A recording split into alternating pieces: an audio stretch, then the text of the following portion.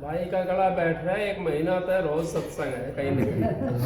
मेरा भी बैठ रहा है गला, 1 महीना ज्यादा हो गया। 8 तारीख, पिछली 8 तारीख से 8 भी चली गया और 1.5 महीना करीब हो गया। रोज का सत्संग कहीं ना कहीं है। आपको सबको राधा सबसे हाथ जोड़ के मेरी विनती है, जितनी देर सत्संग हो, वाणी हो, उतनी देर आप शांति से सुनते रहे। तो परम संत हजूर तारा सिंह जी महाराज, उन्होंने कितने सत्संग दिए, आप टीवी पे भी देखते हो और नेट पे भी देखते हो। और इससे पहले कोई किसी ने भी कबीर साहब का शब्द नहीं खोला। कबीर साहब के शब्द की थोड़ा वर्णन करते थे व्यास वाले, वो भी पाठी लेकर के साथ में। कबीर साहब का तो शब्द खोले हैं वे परम संत हजूर तारा सिंह जी महाराज ने खोले हैं, और उनका जैसा किसी ने नहीं खोल सका कोई भी, क्योंकि उन्होंने अपना तन को भी जलाया और बचपन से ही वो सेवा के अंदर लगे थे। अब उन्होंने तो बहुत काम किया। दुनिया को तो मिलते थे एक गड्ढा खोदने के 25 पैसे, उनको 10 पैसे मिलते थे उसी गड्ढे के। क्योंकि संत महात्मा जो संसार में आते हैं ना, वो उस कठिनाई के अंदर रहते हैं और अपने शरीर पे सहन करते हैं सारी चीज।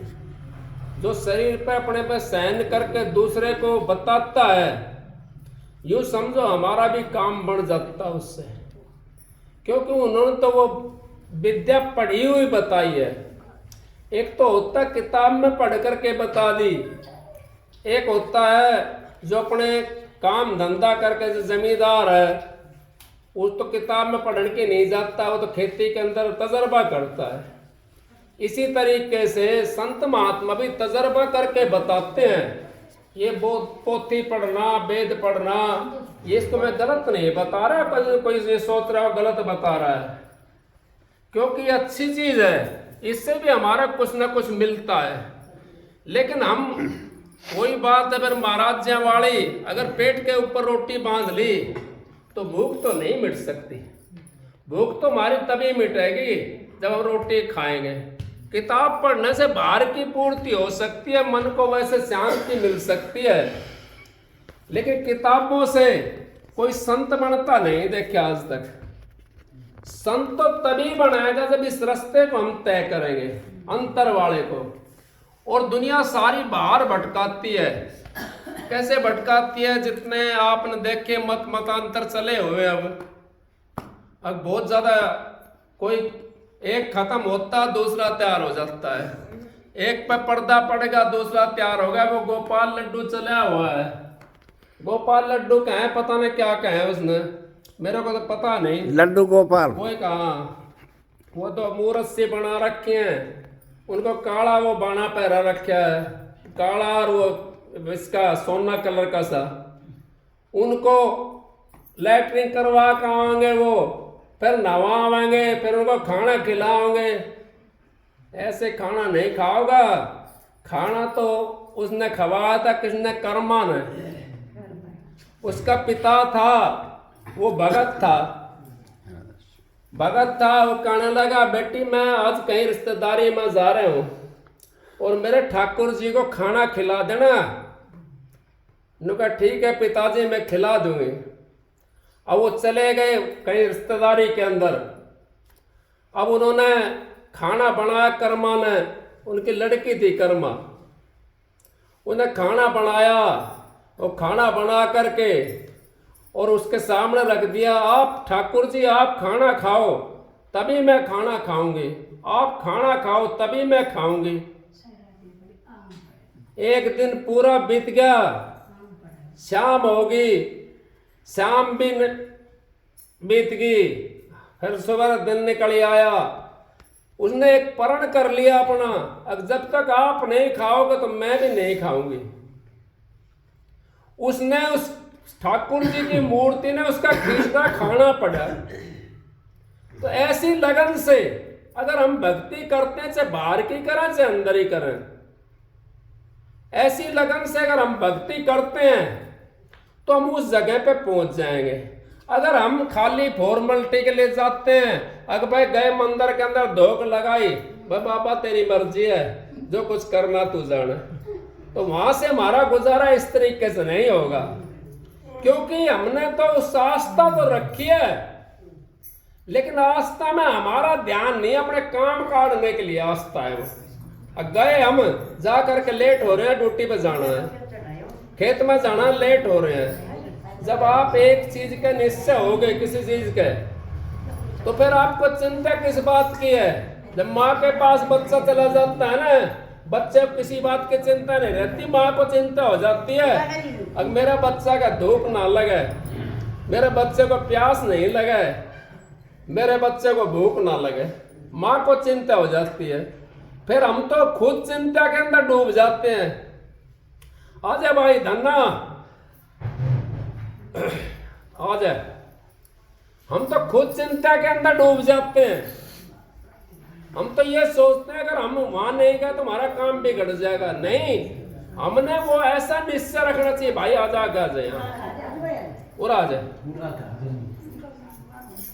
हमने ऐसा निश्चय रखना चाहिए अगर हम कहीं जाते हैं तो उसका निश्चय ऐसा होना चाहिए हमारा, अगर हम एकदम उसके अंदर घुल जाएं। और नहीं तो फिर भक्ति किस काम की है? भक्ति तो सब करते हैं, कोई किसी की भक्ति करता है, कोई किसी चीज की भक्ति करता है, लेकिन ये भक्ति बाहरी भक्ति है। अंतर की जो भक्ति करता है, इस शरीर के अंदर की भक्ति, ये सारी चीज बाहर दिखाई दे रही है हमारे को, और यही चीज हमारे अंतर में भी है। जितनी बाहर है इतनी हमारे अंतर में भी है, लेकिन बाहर वाली चीज हमने बनाई हुई है। जैसे कि हम मंदिर में चले गए, शिव जी की मूर्ति बना दी हमने, या ब्रह्मा की मूर्ति बना दी, या विष्णु की मूर्ति बना दी, वो तो हमारी बनाई हुई है। लेकिन अंतर के अंदर तो कुदरती मूर्ति रखी हुई है वे, उसके अंदर अगर हम अंतर के अंदर बढ़ करके ब्रह्मा की मूर्ति को देखेंगे, शिव जी की मूर्ति को देखेंगे, तो हमारा काम पूरा बन जाएगा। हमने दोबारा जो है संसार में भटकना नहीं पड़ेगा। राधा स्वामी जी, राधा स्वामी, दोबारा भटकना नहीं पड़ेगा हमने। इनका ये मनुष्योल्लाह मिला हमने, इसकी कीमत कितनी बताइए कबीर साहब ने? कहता हूं कह जात हूं काई बजाऊं ढोल, श्वासा खाली जात है तीन लोग का मौलागन हो जाए धन्ना बैठ दे रहा। श्वासा खाली जात है तीन लोग का मोल। कबीर साहब ने श्वास की कीमत, मनुष्य का श्वास की कीमत बताइए ये। अब मनुष्य के श्वास की कीमत तीन लोग का मोल के बराबर है। अगर एक हमारा श्वास खाली जाता किसी कारणवश, बिना परमात्मा के नाम के, बिना अपने काम के, वो हमारा अखारत में जाता है। या तो हम उसको अपने काम पर लगाएं श्वास को, या उसको परमात्मा के नाम पर लगाएं। काम पर लगा दे तो कम से कम आपके बच्चों का पेट तो भरेगा, और नाम पर लगा दिया तो दोनों काम आपका बन जाएगा। बच्चा बाद में पैदा होता है, उसके लिए सारा सामान पहले धर दिया जाता है। कहीं तो मामा लेकर के आ रहा है, कहीं तो और रिश्तेदार लेकर के आ रहे हैं। फिर सबसे मोटा काम क्या? हम तो अपनी अपनी चिंता करते हैं, और परमात्मा ने उसको आने से पहले उसकी माँ की दूधी के अंदर दूध दे दिया, उसका आने से पहले। क्या उस काम को वो अच्छा करके आया है? नहीं। उस परमात्मा को हमारी इतनी चिंता है, लेकिन हमारे को उस परमात्मा की चिंता नहीं है। उसके लिए हम एक मिनट जाग नहीं सकते, 10 दिन पैदल नहीं चल सकते, अपने अंतर का रास्ता हम तय नहीं कर सकते। उसके लिए अपनी आत्मा को हम काला कर रहे हैं। ये मनुष्योल्लाह हमारे को मिला, क्यों मिला है? क्या कारण है मनुष्योल्लाह मिलने का? हमारे को भी कोई पशु पक्षी वैसा चोला मिल जाता, वो भी पेट भर रहे हैं, हम भी पेट भर रहे हैं। मनुष्य चोला इस करके मिला है कि एक परमात्मा से मिलने का दरवाजा है। अगर ये परमात्मा से मिलने का दरवाजा, तो फिर हम क्यों लेट होंगे? हम आज ही मिलने की कोशिश करें उससे, परमात्मा से, और अभी मिलने की कोशिश करें। कहता हूं कह जादू काई बजाऊं ढोल, श्वासा खाली जात तीन लोग का मोल। एक श्वास जो हमारा जा रहा है उस नाम के बिगर वो खाली जा रहा है, वो तीन लोग के मोल के बराबर है। अब आप देख लो, आप समझदार हो सारे, क्यों? हमारा जो श्वास है उसको हमने उस श्वास में मिलाना है, उस मालिक के नाम में मिलाना है। भाई शब्द गा रहा था अभी, तेरे में लाल अमोला है तू हरदम तस्वीर फेर। अब लाल लाल तो सब कहे, कितनी दुनिया कहती है लाल, लेकिन लाल है कहाँ? वो अपने अंतर में लाल है। हम तो कौन सी लाल कहां ढूंढना चाहते हैं? या तो माला में देखना चाहते हैं लाल, या मंदिर में लाल देखना चाहते हैं, या गुरुद्वारा में देखना चाहते हैं, राधा स्वामी धाम में देखना चाहते हैं। हम तो गुरुद्वारों के अंदर लाल देखते हैं। मैं किसी की उसकी निंदा नहीं कर रहा हूं। कभी कोई भाई ये सोचा है अगर मैं मारा उसकी निंदा कर रहा है? माला फेरू ना हर भजू, मुख से कहूं ना राम, तेरा साईं तुझ में, तेरा प्रीतम तो तुझ तेरे अंदर में बैठा हुआ है। मुख से कहूं ना राम, माला नहीं फेरू मैं और ना हर को भजू। जब मेरा साईं मुझको भजे तब पाऊं विश्राम। अब मेरा प्रीतम मेरे को भजना शुरू कर दे। जैसे माँ से दूर बच्चा चला जाता है और वो नहावे एक दिन या 2 घंटे 4 घंटे, माँ को कितनी तड़प हो जाती है। ऐसी करनी कर चलो, हम हंसे जग रोए। ऐसी करनी मत करो, अब जग हंसे हम रोए। ऐसी करनी क्यों करें? कि मनुष्य चोला हमारे को मिला हुआ है। इस मनुष्य चोले की कीमत बहुत भारी कीमत है इसकी। ये 184 जिया जोन भुगतने के बाद में मिला है, और अब का ये खाली चलेगा बिना भक्ति के। और एक बात और बता दूं, ठगने के लिए सारी दुनिया बैठी हुई है। कहीं भी जाकर देख रहे हो आप, हर जगह कोई ना कोई स्वार्थ मिलेगा आपको। चाहे कैसा स्वार्थ हो, चाहे पैसे का स्वार्थ हो, चाहे काम का स्वार्थ हो, चाहे वैसा स्वार्थ हो, हर जगह स्वार्थ मिलेगा। लेकिन उस स्वार्थ में हमने फंसना नहीं है। हमने तो स्वार्थ को छोड़ना है। इसको हमने वहां जाना जहां स्वार्थ नहीं हो, जहां निष्काम भक्ति होती हो, जहां निष्काम उस परमात्मा से मिला जाता हो। आपने नाम ले लिया, क्या आप अपने घर में बैठ कर भक्ति नहीं कर सकते? कर सकते हो। हमने गुरु बना लिया, गुरु ने रास्ता बता दिया हमारे लिए। गुरु बना लिया हमने, उसका रास्ता बता दिया गुरु ने। अपने घर में बैठ कर भक्ति करें। घर में बैठ करके भक्ति नहीं हो सकती? हो सकती है। घर में रहो, कमा के खाओ, पर तनिया पर तिरिया पर धन से ने न लगाओ। पर तिरिया को माता समझो, पर धन धूल समान। इतने में हरि नहीं मिला तो तुलसीदास जमानत में जमानती हूं। इतने में अगर परमात्मा का दर्शन नहीं हो तो आपको। लेकिन हम तो क्या करते हैं? हम तो या तो धन पर हमारी नियत होती है, या किसी दूसरे का माल पर नियत होती है। इससे हमारा गुजारा नहीं होगा। इन बातों में आप फंसोगी तो आप भी उस संसार के अंदर रहोगी, और वो अगला तो रहेगा संसार के अंदर। उसने जाना नहीं है, वो तो हमारे को ठगने के लिए आया। ठगाई में मत आओ। ये मनुष्य चोला है, बड़ा कीमती चोला है। इसकी कदर समझो आप लोग। महाराज जी परम संत हजूर ताराचंद जी बार बार कहते हैं, अगर जो कमरे के अंदर अकेला चलाने से बतलाता है, साधु हो या महात्मा हो या संत हो, उसका मुंह देखोगे 7 पीढ़ी नरक में चली जाएंगे। और जो सारे चौड़े के अंदर बतलाता है, या भाई 2-4 जने जाओ, सबको काम होता है। चौड़े के अंदर जो बतलाता है और जो तुम्हारे से कोई स्वार्थ नहीं रखता हो, उसको चाहे संत का हो चाहे महात्मा का हो, आपके 10 पीढ़ी पार हो जाएंगे बिना करने के, बिना भजन के पार हो जाएंगे। ऐसे साधु से आपने पाला कर लिया तो आपका बिना भजन के उद्धार हो जाएगा। क्यों, भजन तो करते हैं साधु महात्मा, हमारे बस की भजन नहीं करना, हम तो गृहस्थी हैं, हमारा तो 100 दुख लगे हुए हैं। लेकिन हमारे पास में एक चीज तो है, आस्था तो हमारे पास है, आस्था तो हम रखें, विश्वास तो रखें। किसी ने कोई प्रसाद ले लिया और उसको विश्वास नहीं हो उस प्रसाद का, तो क्या प्रसाद काम कर देगा? नहीं करेगा काम वो। और विश्वास कर लिया ना, वही प्रसाद आपका वो दवाई का काम करेगा। महाराज जी, फकीर चंद महाराज जी के पास में चले गए। फकीर चंद जी कहने लगा, ताराचंद जी, आपने जिसको प्रसाद दे दिया वो ठीक हो जाएगा।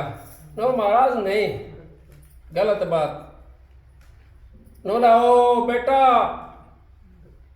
मेरे से भूल हो गई, जिसने आपके ऊपर विश्वास कर लिया वो ठीक हो जाएगा। कहा महाराज ये ठीक है, तो विश्वास आप करो, उसकी वाणी से आपको पता पड़ जाएगा। मैं यहाँ पे आपके गांव में देखो 1 साल करीब मेरे को होगा, पिछली उसको होली को आया था, भाई धन्ना ने लेकर के आया था मेरे को नहीं पता था। यहाँ से जा रहे थे तो यहाँ भाई कहने लगा, भाई यहाँ भी राधा स्वामी आश्रम है। अब मैं ले गया यहाँ पे, ये बैठे मिले थे वहाँ पे, पीछे वाले ये बैठे मिले थे। इन्होंने कोई बात ऐसी कही, मैं बोला भाई तुम्हारे 5 तारीख का सत्संग मैं कोशिश करूँगा आने के लिए जरूर। आगे मालिक की मौज, ना मेरे को पैसे की वो जरूरत है, ना मेरे को किसी चीज़ की ज़रूरत है। मैं तो पानी भी अपना घर से लेके चलता हूँ, भाई कोई प्याओ तो प्या दो, ना प्याओ तो उसकी मर्जी है। मैं तो पानी भी अपना घर से लेके चलता हूँ, और ना मैंने पैसे चाहिए। और जो तुम देते हो पैसे वो मैं अपने तन के लिए यूज नहीं करता, मैं तो आश्रम में देता हूँ ले जा करके। ना मैंने कोई आश्रम बना रखा है, महाराज जी का आश्रम है, मैं तो वहाँ देता हूँ। मैं तो और 100-200 अपने गोश्त से देता हूँ। मैं तो कुली वाला काम करता हूँ। कुली वाला कैसे करता हूँ? अब कुली का काम क्या है? वो वहाँ सामान तारेगा, एक बस में तार का दूसरी बस में चढ़ा देगा, सामान वाले का सामान है। उसने तो अपनी टाट पर रख करके वो सामान दे दिया जा करके, उसकी जो मजदूरी मिले 1 आना 2 आना वो मारी है। तो हमारा काम भी यही है, ना हमने पैसे की जरूरत है, ना किसी चीज़ की कोई लालच नहीं है। अब सत्संग करवाओ, चाहे रोज सत्संग करवाओ, जब तेरा मन करता जब सत्संग करवाओ। हमने ना तो पैसे से आते, अगर मैं तो 25,000 हो जाएगा जब जाऊंगा, मैं तो फलाना का चरण टेकूंगा, जब टेकूंगा जब उसका 1 लाख रुपया होगा। ऐसा कुछ नहीं है। आप शांति से इज्जत से आप बैठ, पी पानी, आप बैठ भाई पी पानी, ये 3 चीज मोल नहीं लानी। आ जा भाई बैठ जा, पानी पी ले, बस यही चाहिए संत महात्मा ने। और क्या चाहिए? संत महात्मा ने क्या करना है? अगर संत महात्मा पैसे मांगते हैं, क्या करेंगे पैसे का? वो उनके पास रहनी सहनी नहीं है, उनको तो मैं भीख मंगा कह दूंगा। और कोई भाई नाराज हो तो हो जाओ, वे शख्स से अपना ना छोड़ दो उनने, ठीक है ना? तो इस तरीके से अगर आप भी भजन करोगे, इस मनुष्य ने पा करके आपने भजन करना है उस मालिक के नाम का, उस मालिक के नाम का जो यहाँ से आंखों से ऊपर का जो बताता है, उसके अंदर आप लग जाओगे तो आपका उद्धार हो जाएगा। और अगर नीचे से कोई भेद बताता है, नीचे का आंखों से बाहर का कोई भेद बताता है, वो यूँ समझो हमारे को संसार में फंसाने वाला है, वो हमारे को लुभाने वाला है, वो तो अपना पेट भरने वाला है, अपना रोजगार चलाने वाला है। उसमें मन ना फंसो, क्योंकि बाहर से भूख नहीं मिटेगी। भूख तो मिटेगी जब अंदर में आपकी जीवात्मा आपके अंदर में बैठी हुई है, उसी की तो भूख मिटानी है हमने, उसी को परमात्मा से मिलाना है। अंतर में परमात्मा है। अब आप कहाँ टोगे जंगलों के अंदर परमात्मा को? कौन से देश में टोगे उसको? इसी आंखों के जरिए से, इन्हीं आंखों को बदलना है हमने। अंतर वाली आंख खोलनी है हमने। अंतर वाली जब हमारी आंख खुल जाएगी तो परमात्मा यहाँ है। आप टीवी देखते हो खूब, रोज देखते हो टीवी, कृष्ण जी की वो देखी होगी रामायण महाभारत भी, उसमें एक शरीर वहां रह जाता है कृष्ण जी का, उसके अंदर से निकल कर दूसरा शरीर चला जाता है, फिर उसमें से आगे चलेगा तो और तीसरा लिकड़ जाएगा, लिकड़ता है ना। इसी तरीके से हमारी भी जीवात्मा निकल के चलती है और हमारे को पता रहता है इस बात का, अगर हमारी जीवात्मा निकल के चली गई इसके अंदर से। सपने के अंदर आप जाते हो, सपने के अंदर आपकी जीवात्मा निकल के चली, कहीं मंदिर में जा रहे, टाली बजा रहे, कहीं मंदिर में जा करके, शरीर तो आपका चारपाई पे है, क्या चीज के टाली बजाने के लिए? उसी जीवात्मा को हमने अपने ध्यान भजन निशाना लेकर के संत महात्माओं से, और निशाना लेकर के उस ध्यान के अंदर जिस क्रिया को बताएं वो उस क्रिया में बैठ करके उसी चीज को निकालना है, और वही चीज देख सकती है उस परमात्मा को। ये मोटी वाली आंख नहीं देख सकती, ये तो हमने बंद करनी पड़ेगी। अभी सूरदास है, कहाँ से देखेंगे? अगर इनकी आंखें नहीं है, इनका तो भाई सूरदास हो गए, इनके तो बंद हो रही है, कहाँ देखेंगे वो परमात्मा को? और जो आदमी अंधा है उसको कहाँ देखेगा परमात्मा? तो विवेक की आंख खोलनी पड़ेगी हमने। ज्ञान और विवेक की जब हमारी आंख खुल गई तो परमात्मा हमारे पास है, इस शरीर के अंदर बैठे हुआ, इस शरीर के जरिए से हमने उस परमात्मा को देखना है, नहीं तो हम परमात्मा को देख नहीं सकते। चाहे आप ताली बजाए जाओ रोज, चाहे रोज और जोत जलाए जाओ, चाहे हवन यज्ञ करे जाओ, उससे तो आपका वातावरण तो शुद्ध हो जाएगा, क्योंकि बाहर का है वो बाहर कैसे, बाहर का वातावरण शुद्ध हो जाएगा, अंतर की आत्मा शुद्ध नहीं हो सकती। अंतर की आत्मा शुद्ध तो जब ही होगी, कबीर साहब ने नहीं कहा ओम नाम सबसे बड़ा, इससे बड़ा ना कोई, जो सुमरण करे ओम का शुद्ध आत्मा होए।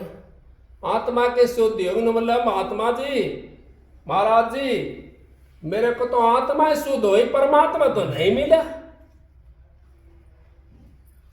ओम नाम रटते रहो जब तक घट में प्राण, कबू तो दीनदयाल के बिनक पड़े कान।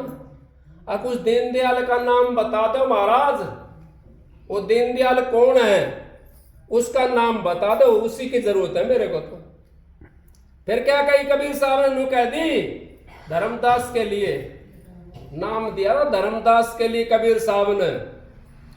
धर्मदास पूछ रहा था कबीर साहब से, अब मेरे को नाम की जरूरत है, मेरे को नाम बता दो। ने बोला भाई धर्मदास, ओम नाम करता नहीं, इसे करता मत जान, साचा शब्द कबीर का तू पर्दे में पहचान। और साचा शब्द कबीर का तू पर्दे में पहचान ले। उस टाइम तुर्कानी राज था, तुर्कानी राज मुसलमानी राज बोलते थे।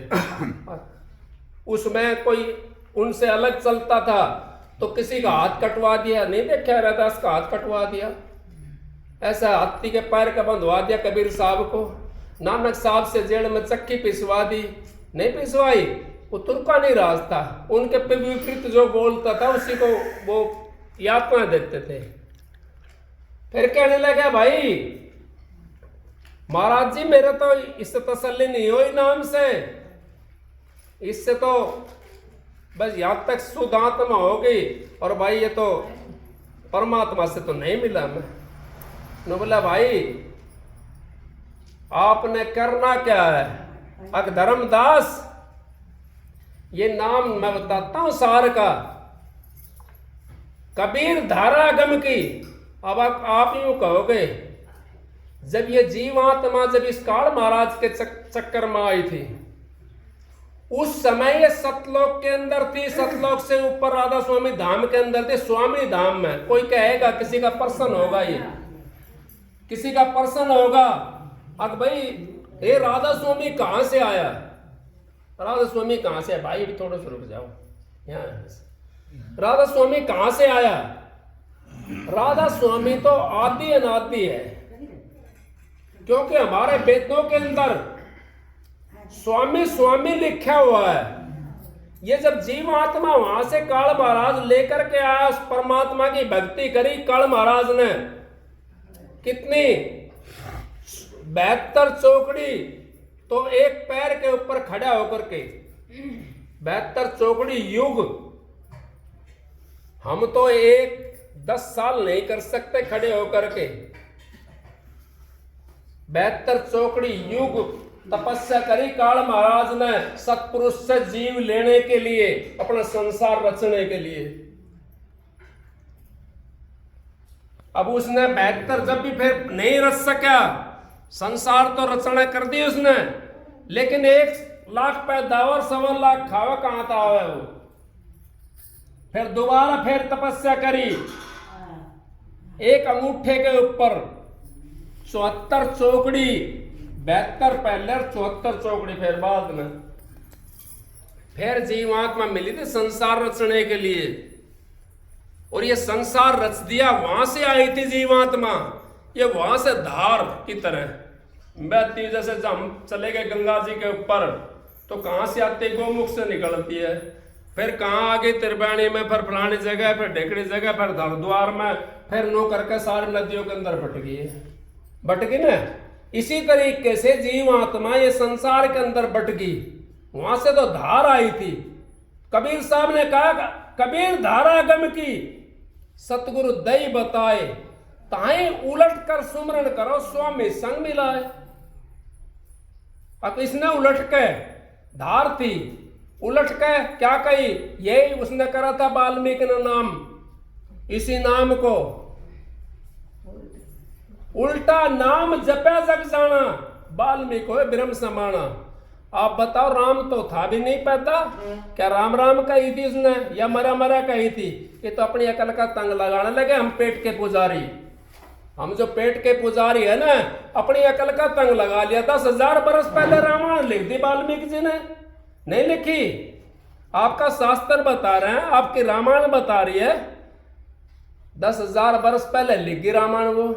कबीर धारा अगम के सतगुरु दई बताए, ताई उलट कर सुमरण करो स्वामी संग मिलाए। अब क्या बनेगा उसका, राधा स्वामी बनेगा। अब सीधा कर दिया, फैसला हो गया, अगर राधा स्वामी बनेगा। फिर क्या कह दिया, उस टाइम तुर्कानी जोर था, धर्मदास को नाम दिया था कबीर साहब ने, कह दिया धर्मदास तो लाख दुआई, सार भेद बार न जाई। उल्टा ठोक दिया ऊपर मुंह के अंदर। अके जो भेद मैंने बताया ना, बाहर नहीं जाना चाहिए ये, अरे तेरे को मरवा देंगे और मेरे को मरवा देंगे, वो भेद वहां बंद हो गया। बाद में करना चाहिए बात, नहीं बाद में करना। आप जो से बात की कटिंग कर रहा, ये लगा आप सही बोल रहा था, हम नहीं बोल रहा। ये कह रहे ना आप धर्मदास के लट ठोक दिया, ये आप गलत कह रहा है। कोई बात नहीं, जब भी कोई बात हुई सत और संग नहीं, सत और संग, सत जब आप ना अधूरी बात को बेरों से वो ऊपर दृढ़ मतवा। आप जो ये बातें जो बता रहे थे ना, ये आपकी अधूरी बातें, पूरी नहीं है। गुल्ला मतलब ये आपकी पूरी बातें नहीं है।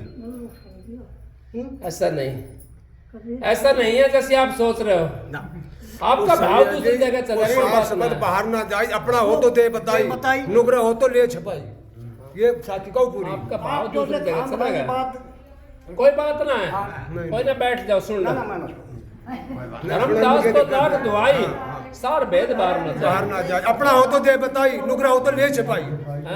अपना हो तो दे बताई, तेरा आके कोई बने। किसी किताब में दिखा दो, दिखा देंगे, आपको दिखा देंगे।